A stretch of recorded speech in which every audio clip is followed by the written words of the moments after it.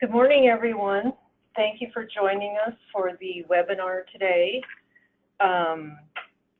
We're going to be discussing the Workforce Housing Development Program. I'm Jody Nelson, the new program manager for the program. I'm also happy that one of my coworkers, Katie Moore, will be joining us. She is the expert on this program, so I'm very happy about that. So I think we'll get started with the whole webinar. So I know that many of you on the webinar are familiar with Minnesota Housing, but for those who aren't, Minnesota Housing provides access to safe, decent, affordable housing that builds stronger communities across the state. We support the development and preservation of affordable rental housing through financing and long-term asset management. We also have a supportive housing program that stabilizes the lives of our most vulnerable citizens. So here's an outline of the presentation today. So we'll go over kind of the key features of the program, applications, how they'll be reviewed and scored, highlight the responsibilities of the recipients, including the importance of understanding contract obligations before requesting and committing to funds, providing an overview of the RFP timeline, and finally, answer any questions you may have.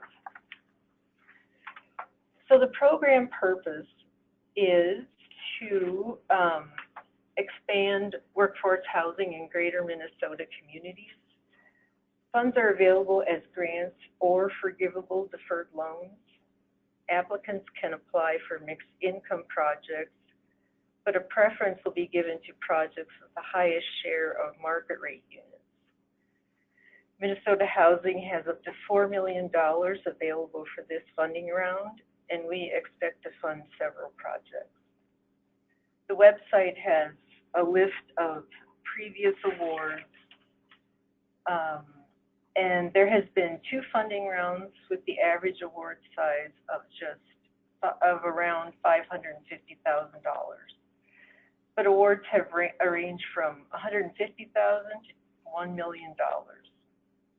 Only communities outside of the metropolitan area are eligible to apply.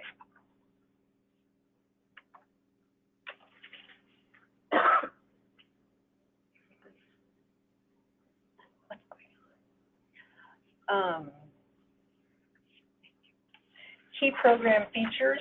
The next few slides will go into some of the program features to keep in mind as you're making the application. So eligible applicants are generally small to mid-sized cities in greater Minnesota. Funds cannot be awarded directly to a developer, and Minnesota Housing will not review applications submitted by ineligible recipients. Once awarded, applicants will enter into an agreement with the developer listed in the application. Applicants can award funds to the developer as a grant or a deferred loan. If applicants award funds as a deferred loan, the terms must be equal to or more favorable than the terms they received from Minnesota Housing. Minnesota Housing will not be providing contract templates for applicants to use with developers. So continuing on with program features, applicants should not request workforce housing funds in an amount greater than 25% of the total development cost of the project. Applicants must submit a project workbook that demonstrates the funds would not exceed this statutory threshold. This is an application threshold requirement, and Minnesota Housing will not review applications in which requests exceed 25% of the total development cost. If awarded, recipients must begin construction within 12 months of signing the contract and must be completed in 3 years of a contract term. So what's new is the,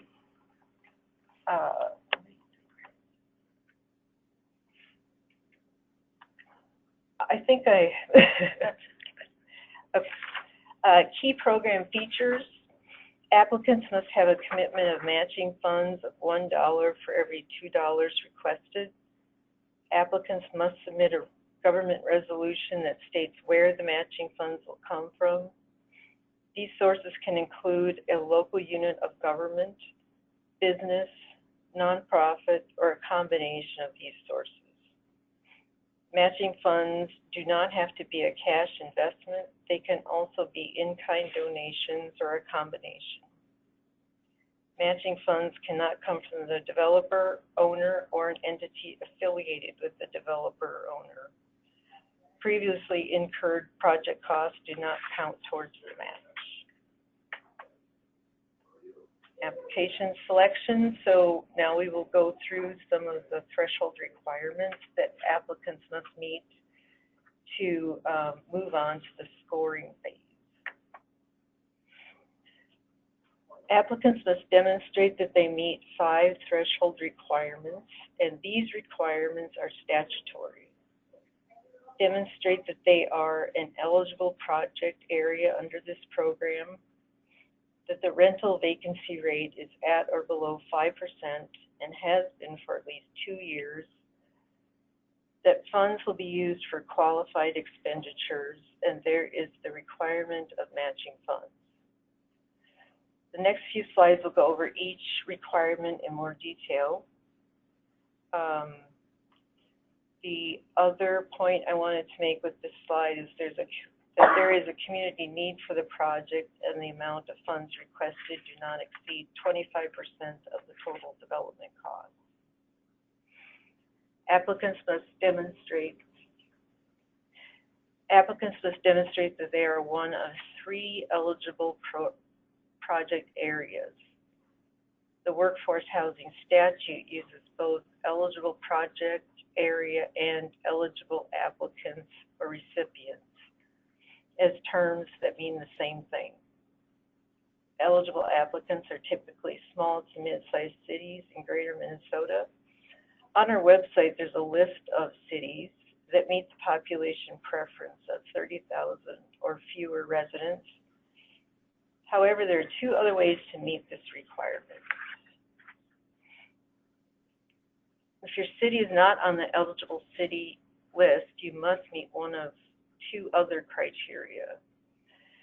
You can provide a map of the project area and the population area, or provide documentation that the area is served by a joint county-city economic development authority.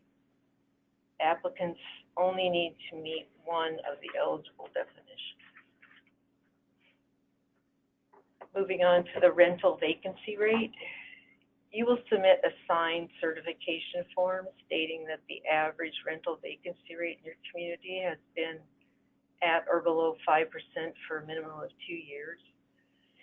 And we do not require a market study for that. Qualified expenditures. To meet the qualified expenditure requirement, you will also certify that the funds will result in the direct development of market rate residential rental properties. Examples of the eligible uses of funds include acquisition of property, construction of improvements, and related financing costs. Matching funds. Applicants must have a commitment of matching funds of $1 for every $2 requested. Applicants will submit a government resolution that must state where the matching funds will come from. For example, a local unit of government, business, nonprofit, or a combination. Matching funds can include in-kind donation, cash, or a combination of both.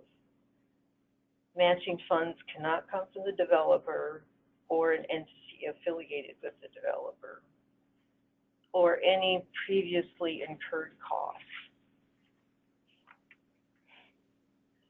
Letters of support. Applicants must submit at least one letter from a local business that employs a minimum of 20 full-time employees. Applicants can submit more than one letter from more than one business, as long as the total number of full-time employees between all businesses equal 20 or more. Our website has a template for you to look at and use.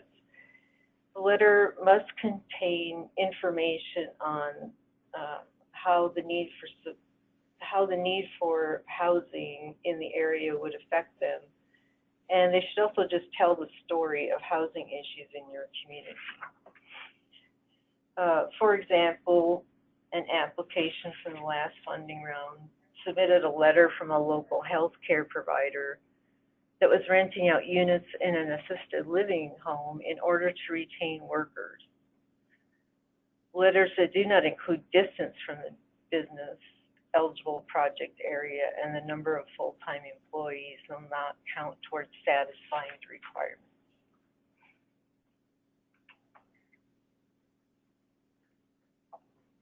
Applicants who meet all the threshold requirements will be scored using the following criteria. For readiness to proceed, we will be looking at things like site control, zoning, approvals, and secured financing. For leverage, we'll be looking at the applicant's funding request as a percentage of the total development cost. Remember, the maximum is 25% of the total development cost. Applicants with smaller requests will score better. For market characteristics, we will be looking at things like the share of the project's market rate units and the size of the project. For community size, a preference will be given to communities with fewer than 5,000 residents. When looking at feasibility, we will be looking at things like the capacity of the development team, evidence that there is a need for workforce housing in the area, and the current supply of rental housing in the area. We will also look at how the mix of units and rents meet the needs of the current workforce, and developments that are located within opportunity zone will receive additional points.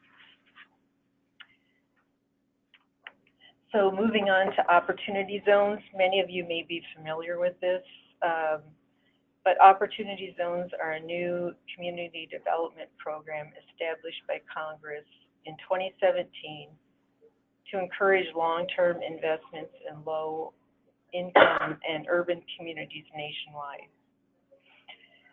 So they're based on census tracts, and Minnesota currently has 128 census tracts designated as an opportunity zone.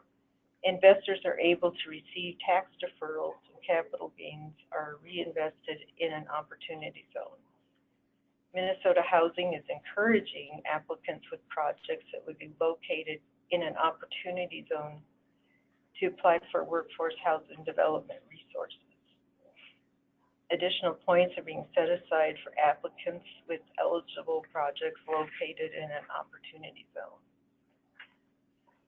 And you can refer to DEED's website for more information. Here's a map of census tracts in Minnesota. We have 128 located throughout the state. So please consult the map before you make your application, or as you're making your application. Once selected for funding, applicants become recipients and agree to the terms outlined in the contract. There are a few responsibilities I want to highlight in the next slides before you begin completing your application. Draft templates of the grant and deferred loan contract can be found on our website for you to review. We encourage applicants to review the contract and familiarize yourself with the expectations if they are awarded funds. Contractual relationship is between Minnesota Housing and the city. We will not be working with the developer directly.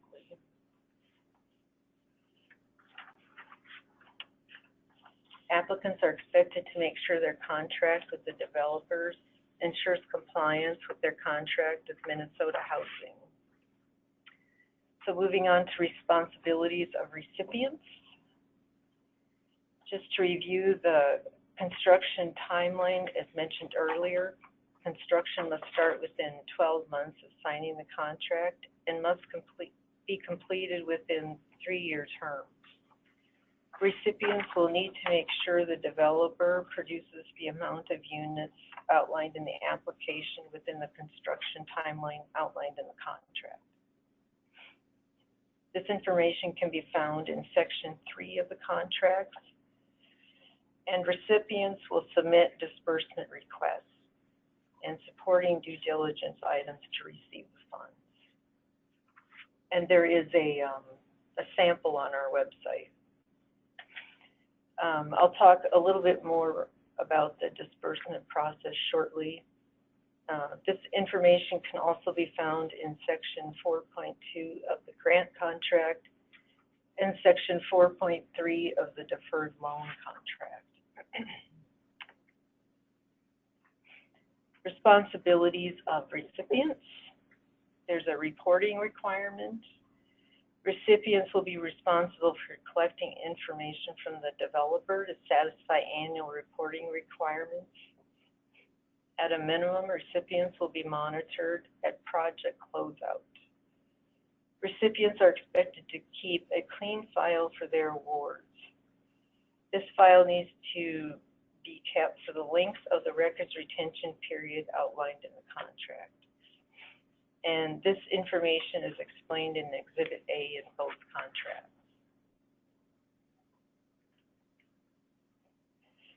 Moving on to compliance to local, state, and federal laws. Recipients are responsible for making sure that the developer and all parties involved comply with all state, local, and federal laws. This includes the visibility requirements under Minnesota Statute 4.62A. This information can be found in Exhibit A of the contract. Recipients must competitively bid the project in accordance to the contract. Prevailing wage also applies to this program.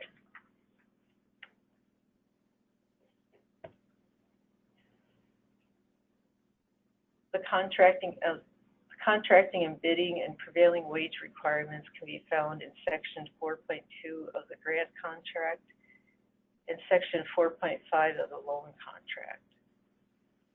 Applicants should consult with their legal staff with questions and to help them determine how to comply with all laws. Minnesota Housing staff will not provide legal advice or guidance. Next, I'll take a few minutes to talk about the disbursement process.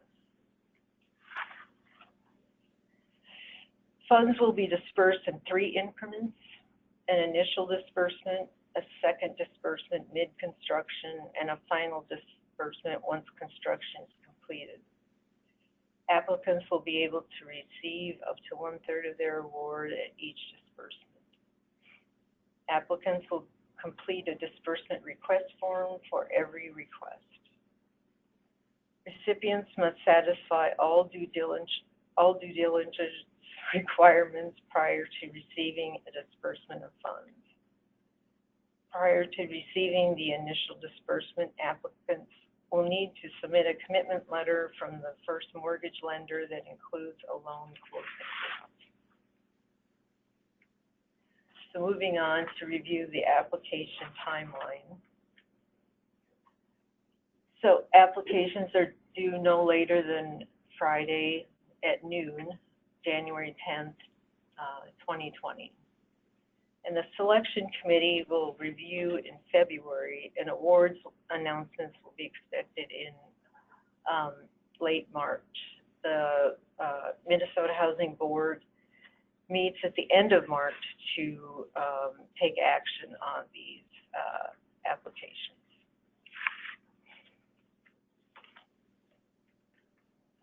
So website and resources.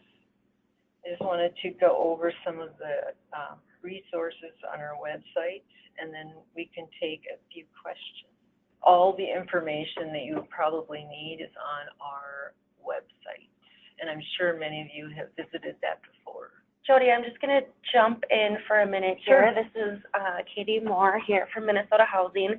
I'm just going to walk you through our webpage so that you can see where all of the materials are that you are going to need, as well as an FAQ and a lot of other really great resources to help you while you're filling out your application.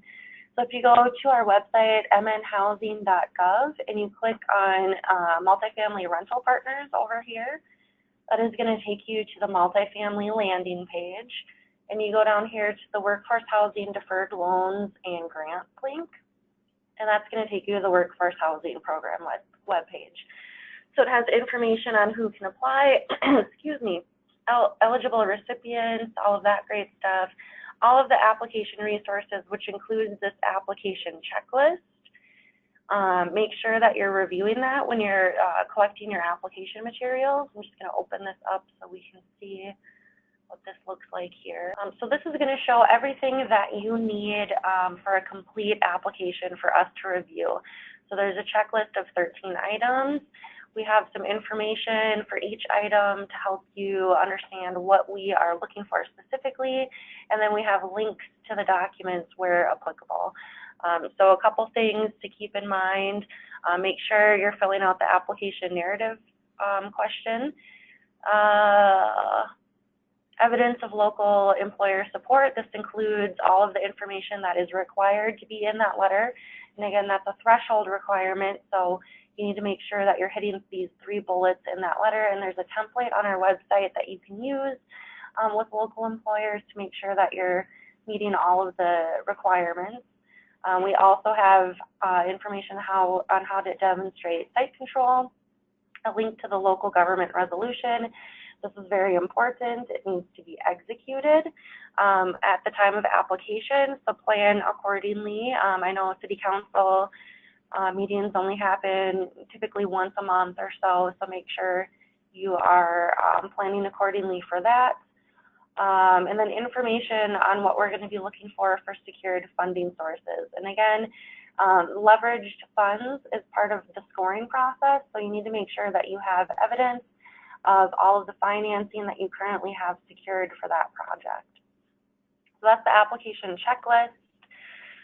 We have the application and narrative here. We have the workbook, and the templates here. We've got the program guide, the FAQs, which is really useful. That has a lot of information, and we keep adding to that every funding round. So that's going to be current with the most recent questions included. And then we will also post a copy of this recorded webinar and the PowerPoint slides so that you can reference back to these later. We'll take questions in a minute, but I also wanted to just highlight some of the other housing resources that we have with the appropriate staff person as a contact. These will be included in our webinar slides, so I don't want to go through this right now, but this is just kind of an FYI so that you can look at this and see if you would be interested in and if it would work for you. So I think we can take some questions now. One is, what is considered a small to mid-sized city? So if you go to our the Workforce Housing webpage, there is an eligible city list here. Now you can click on that, and this is going to show every city in Greater Minnesota that is under the 30,000 population preference. Now that 30,000 or fewer population preference is within statute. That doesn't mean that communities with more than 30,000 residents can't apply, but that is the preference for the program. So when we're reviewing applications and scoring, those smaller communities are going to get the preference, because that is really what the intent of the program is for. And then within Minnesota Housing's kind of layer on that statute, we have an additional preference for communities smaller than 5,000 people. So that is where you can find the eligible city list. Essentially, every community in Greater Minnesota qualifies, and then it's just a preference for the size of the community itself. I think within the statute, there's a minimum requirement so that communities need to have at least 500 residents. And so then if you are in a community that is smaller than that, that's where you would want to go to the that second eligible recipient definition, where you can combine communities within, I believe, a 15-mile radius and meet that requirement that way. And so that is the second question was, where was the map? I don't think we have a map anymore. We just have the eligible city list because that was easier for people to read. So matching funds, we have a question, how much were the matching funds? So the match has to be $1 for every $2 requested from the program. So if you are requesting $500,000 from the program with your application, your match needs to be at least $250,000. So that match can come in the form of TIF, tax abatement, a land donation. These are kind of the most common things we see. The city can write down or waive fees as part of that matching requirement. It can also be in-kind donations like materials. We just need to make sure that whatever you're submitting for the match has documentation demonstrating that value. And so if you have TIF or tax abatement, make sure that that is prorated to the specific parcel for the property that you're for where you're gonna be building the project. Typically, you know, TIF districts are larger than any one parcel, so you need to prorate that down to the specific parcel that you will be building on.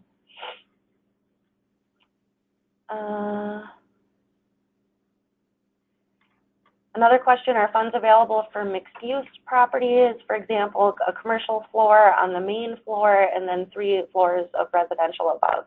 Yes, that is eligible under this program. Just make sure that when you are submitting your application materials and that project workbook, that you are breaking out the costs for the commercial space versus the residential space. This program can only fund residential rental properties.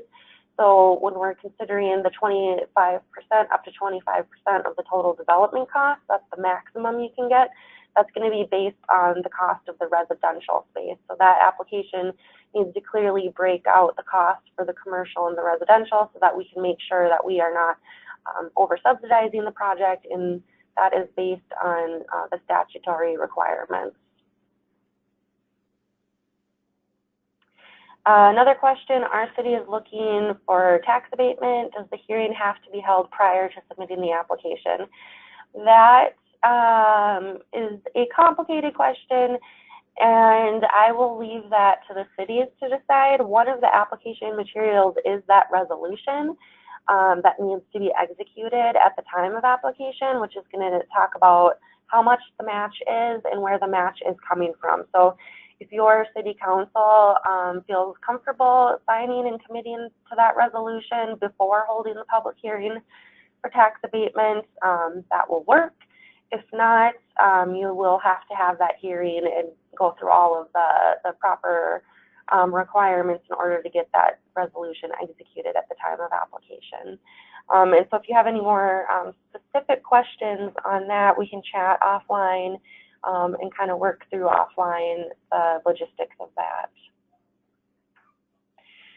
Another question, are there any significant changes from the program last year to this year? No, there are no substantial changes. We did add opportunity zones, and that is really it. In one of the application materials, I think we changed the narrative. If you want rent and income restrictions, you have to specifically ask for that now. And that is when the program moved to Minnesota Housing, we allowed for income restrictions on a property, and that's primarily because we recognized TIF financing was a common form of the matching requirements, and often housing TIF districts require 20% of the units to have income restrictions, and of course those come along with rent restrictions as well. So I think we specifically have added a question on that in the application narrative so that we can be clearer on that. But other than that, the opportunity zones and that, nothing significant has changed. Question, when you say smaller communities get a preference, can you define the quantity of that preference? So we are not going to, we don't publish the points, the scoring points for this program. But if the community is smaller than 5,000 people, you will get a preference pointing or preference points when we are scoring. The same for opportunity zones. It's not going to be significant.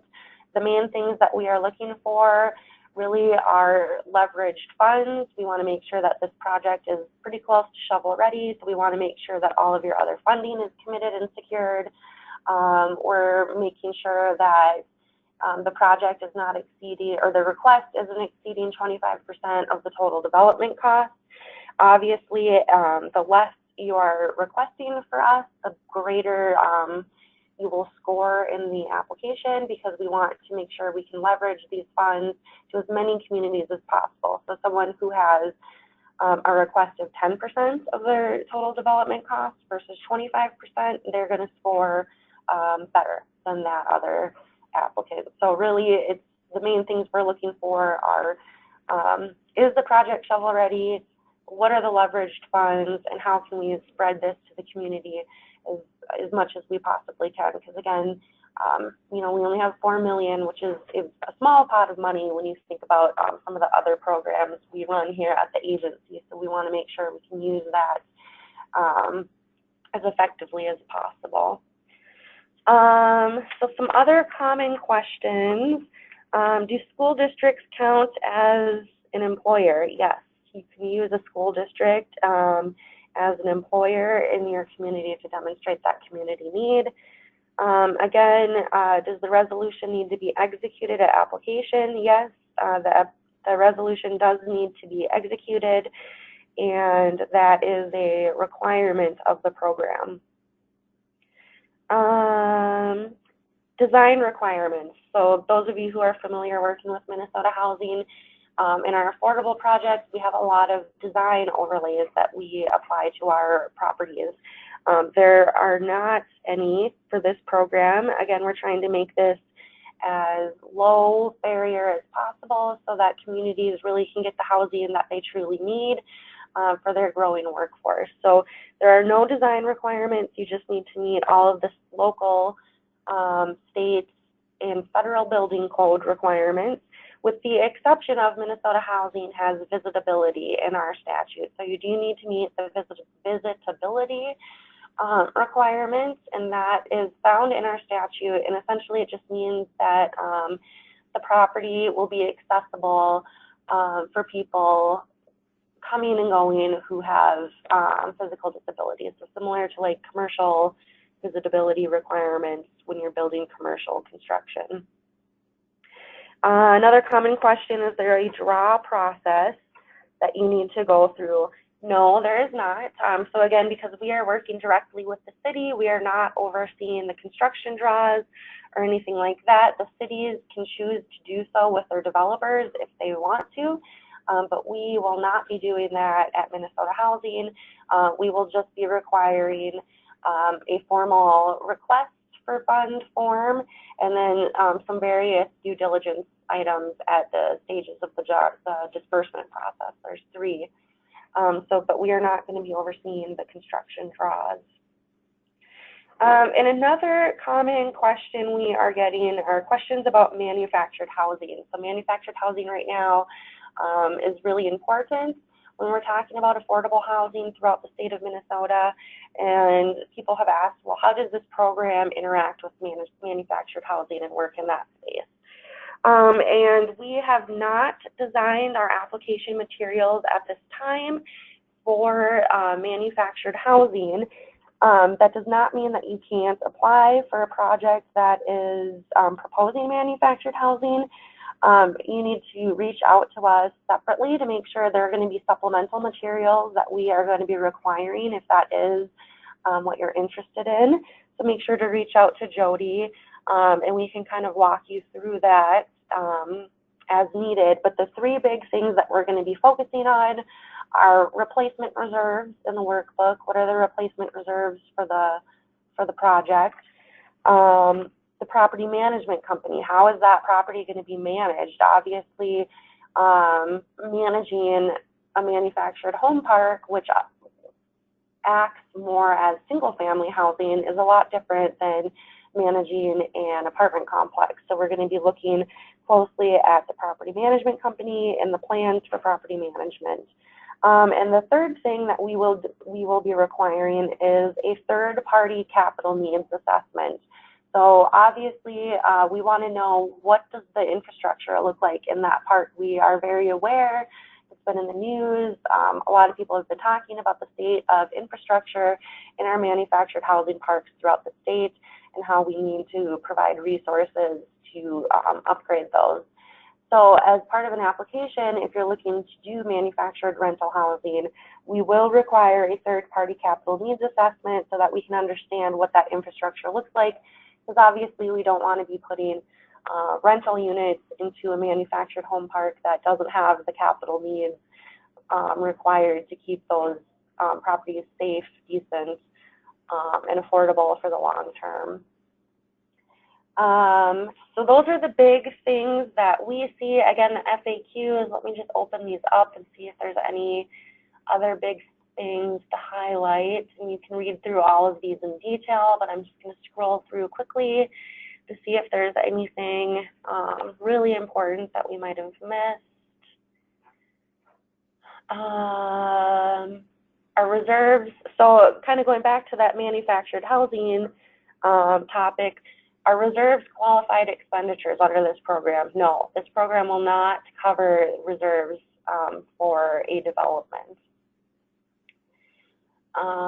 Prevailing wage does apply to this program, so that the statute that you need to comply with is listed here.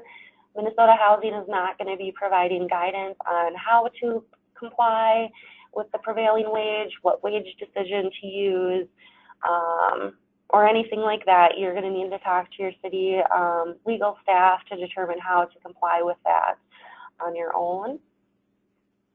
Contracting and bidding requirements. Jody covered this a little, but we do need to make sure that the contract is competitively bid. So when you're looking for your subcontractors and things like that, make sure you're competitively bidding your project. We went over matching funds, TIF and tax abatement. Site control, so we do require evidence of site control. A common question we get is,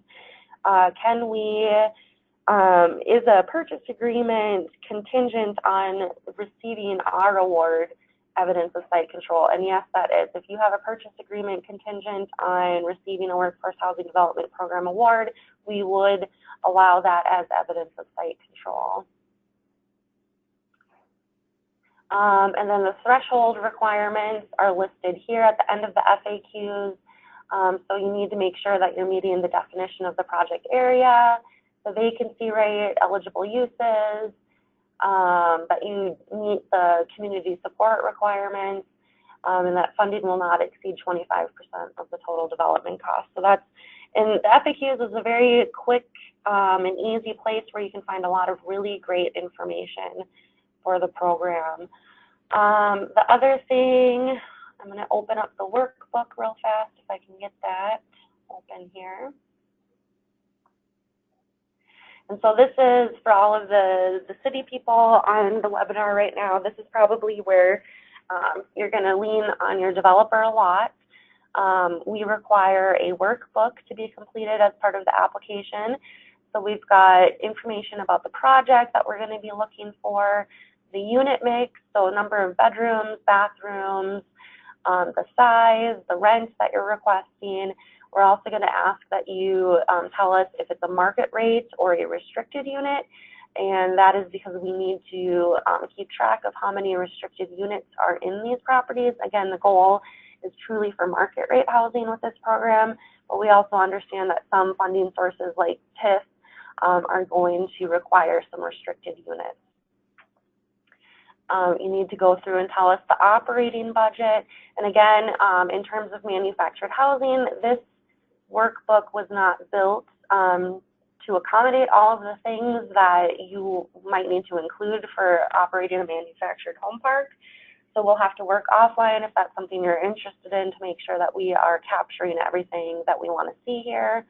We have our mortgage calculation page. We want to know what's the first mortgage on this property. Are you going to have any TIF mortgage, things like that?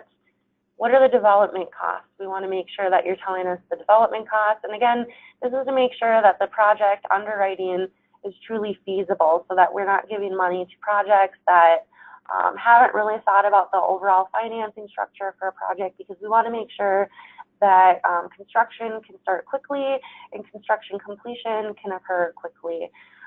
And again, there are time requirements within the grant contract where if certain checkpoints haven't been met, then the funds would eventually have to be returned to the state so that we can reallocate them to new projects. We have a sources tab that's going to tell us where your sources for the project are coming from. We have a first mortgage, general partner cash, which again does not count towards the match.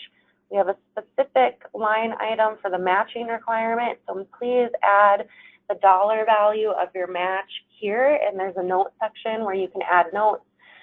For example, this is a land donation, this is write down the fees, whatever that you want to put in there, whatever notes are needed. And then we have the specific line item here where you're requesting the request for the workforce housing program. And so that is really the overview of the workbook. For those of you who have worked with us in our affordable projects, this is a very skinny version of our giant workbook. So we tried to make sure that this was slimmed down and applicable and relevant to the program. You can also see our contract templates here. I would recommend reviewing these. I know a lot of folks bring these with the resolution to the city council meeting so that the city council can see what is it that we're actually entering into and agreeing to as part of this application. So those are there for you so that you can see what the requirements are. And again, there's a grant option and the deferred loan option. And so people have often asked, well, what's the benefit of doing a grant versus a deferred loan? It's really, one isn't better than the other. It really is what makes sense for your project. The grant is obviously a 3-year grant term. The deferred loan, again, it's 3 years, deferred, forgivable, 0% interest, so forgivable after 3 years.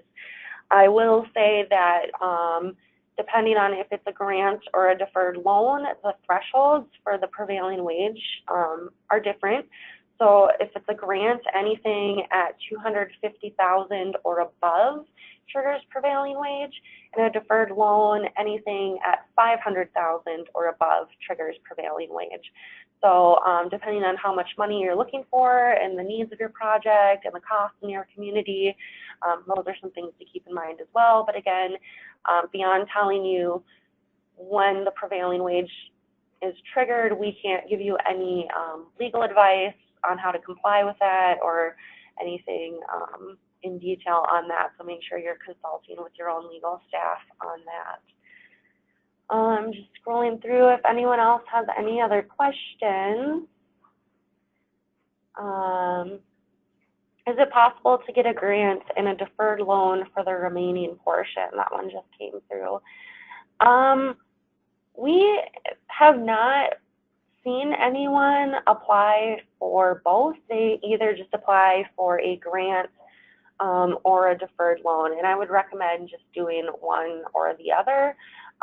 We wouldn't give 2 awards for one project, especially if we see that a grant is at $249,999 and a deferred loan is at $499,999, because obviously our intent is not to find ways to avoid paying prevailing wage. So, so you would request one or the other, but not both.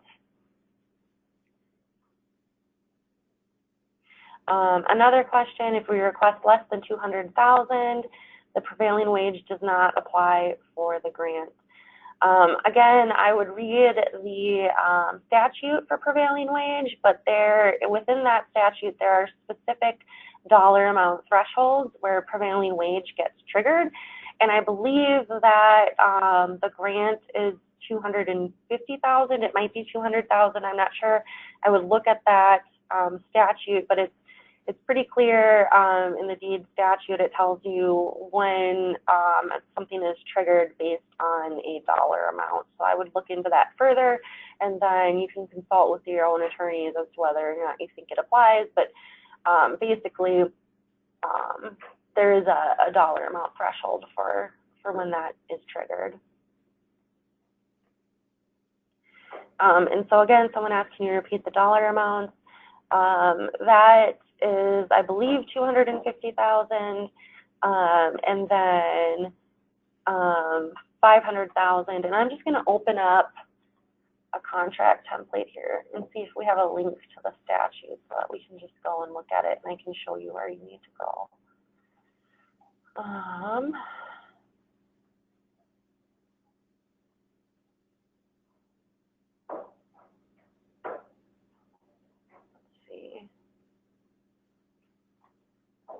Just going to see if I can find this. So it's within the statute here, or the grant agreement. It's the Minnesota statute 116J.871. Let's see if I can pull this up real fast, easily for everyone.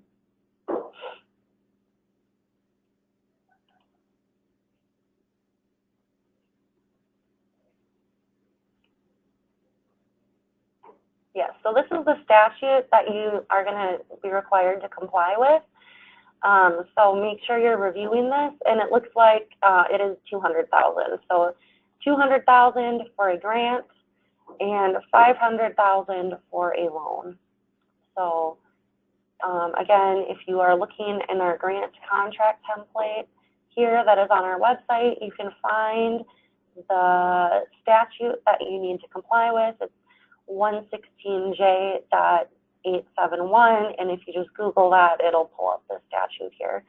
And so beyond directing you to this and looking at these dollar amounts, there's a lot of other language in here and what other things you would need to comply with for prevailing wage. That is where you're going to need to talk to your own attorneys to kind of sort through all of that. How can we obtain a verification of our vacancy rate? So we are not requiring a market study to confirm what the vacancy rate is in your community.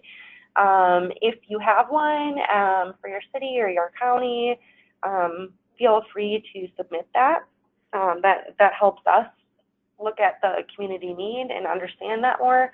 It is not a requirement. There is a certification form that is part of the application, and this again is going to be signed and completed by the city.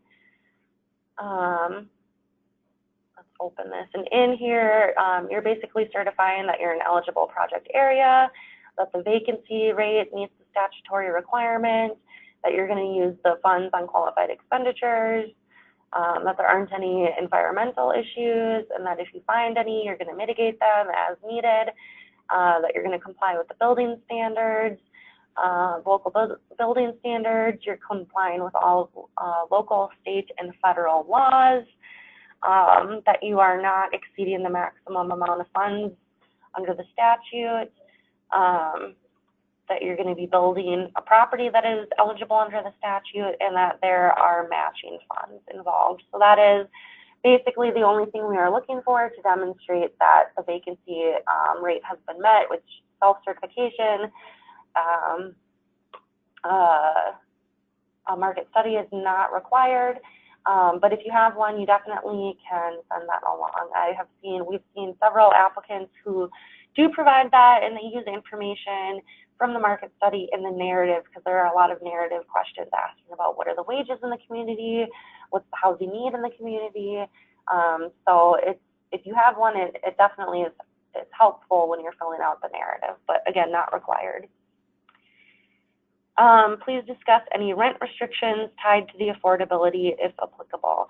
So this is a market rate program. There are not any rent or income requirements for our funding for this program. That doesn't mean, so if you're getting TIF financing from the city, or if you have other funding sources that require rent and income restrictions, you would need to comply with those, obviously, but you would need to talk to whoever was financing that portion of the project to understand what those are. So for Minnesota Housing Funds, there are no rent and income requirements. We will not be collecting data on the residents as they're moving in. You don't need to certify that their income is below a certain level or anything like this. This is truly a market rate program that we operate here. It's our only market rate program that we operate here. And so if a project did have any rent or income restrictions, those would not be ours, and you would need to work with the appropriate funder to comply with those requirements. Can the deferred loan be a deferred forgivable loan? Yes, the loan term is deferred forgivable after 3 years, 0% interest rate. So that is what the term of the loan is. All of the loans will be that. You don't need to specifically ask for a forgivable loan. That is just what the program is. So it's a grant, 3-year grant, or a 3-year deferred forgivable loan with 0% interest. And it looks like that is all of the questions that we have received. So I'm going to turn it back over to Jody. But again, if you have any questions as you're putting your application together, make sure you reach out to Jody.